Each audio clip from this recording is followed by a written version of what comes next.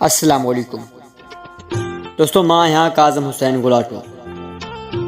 असांखे ख़ूबसूरत तहरीरूं असांजे व्हाट्सएप नंबर ते असांजे दोस्तनि मोकिलिया आहिनि।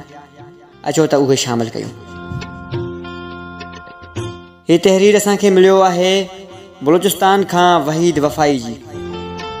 दोस्त लिखनि था, दिल जी आवाज़ खे इज़हार चवंदा आहिनि, झुगियल निगाहनि खे इक़रार चवंदा आहिनि।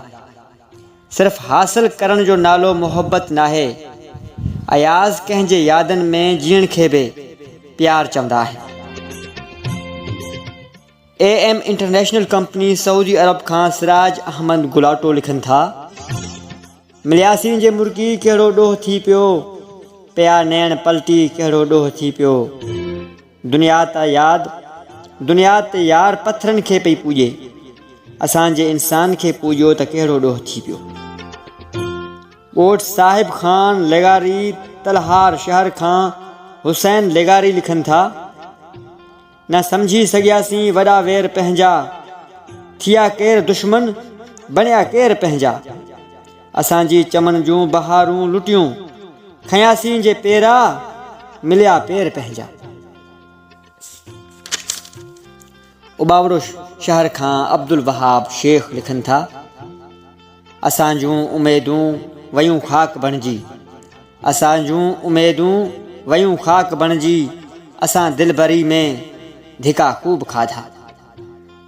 सऊदी अरब खां मोहम्मद बाक़िर बलोच।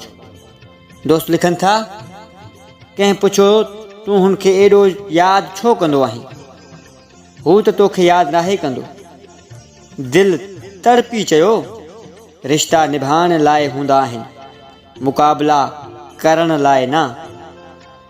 ऐं हीअ ख़ूबसूरत सराइकी शाइरी असां ॾांहुं लिखी मोकिलियो आहे सऊदी अरब खां सनाउला बलोच। दोस्त लिखनि था, हथ पकड़ तबीबा मर्ज़ न पुछ, ना अर्क पिला मैनू कुझु भी नहीं। हथ पकड़ तबीबा मर्ज़ न पुछ, ना अर्क पिला मैनू कुझु भी नहीं। ना कर बर्बाद दवाइयां नू, ना टीके ला मैनू कुझ भी नहीं। मैं इश्क दे विच बीमार पिया, ना शोर मचा मैनू कुझ भी नहीं।